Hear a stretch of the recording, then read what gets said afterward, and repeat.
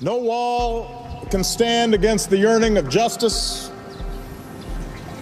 the yearnings for freedom, the yearnings for peace that burns in the human heart. When the wall finally came down, it was their dreams that were fulfilled.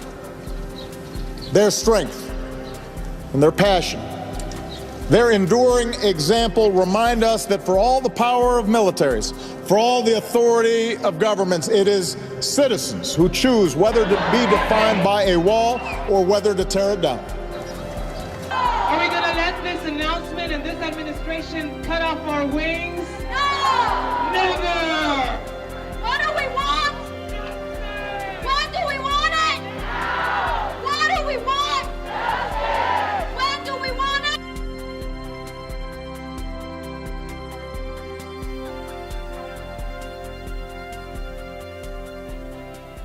I feel like people don't really understand the emotional impact that looking at the border has unless you actually go there yourself. Like, looking at it in a movie is one thing, but actually being there in person is another. It was very interesting because I got to see a whole different perspective. Driving through the no man's land was really eye-opening because it showed how people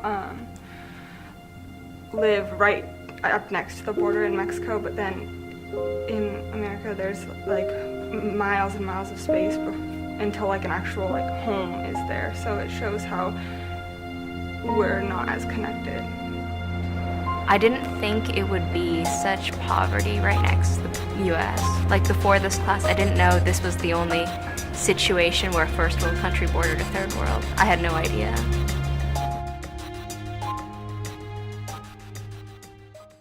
When we went to Casa del Inmigrantes in Tijuana, it was really interesting because we were able to actually see real immigrants as opposed to just seeing numbers and statistics, but also we were able to see how the dynamics of immigration into the United States has changed.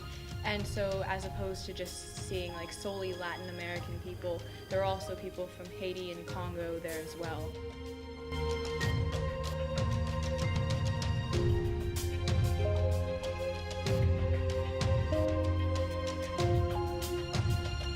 Along the border in Jacumba, California is a smaller wall. They're all numbered in the 300s and they go down from about 375. They were shipped in from the Vietnam War and they were used as landing strips, but today they mark the wall on the less funded side of the Jacumba, California border. So we're in Jacumba, California. This is where the fence literally plunges into the California desert. A lot of migrants die coming across because of the extreme heat that they encounter in this area.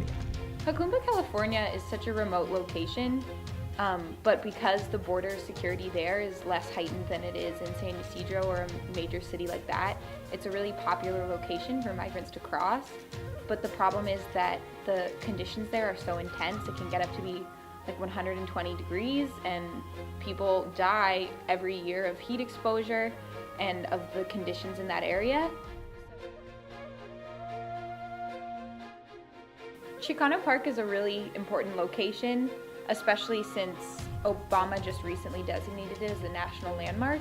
And it was really interesting for us to see this prominent landmark depicting the stories of migrants and of undocumented workers.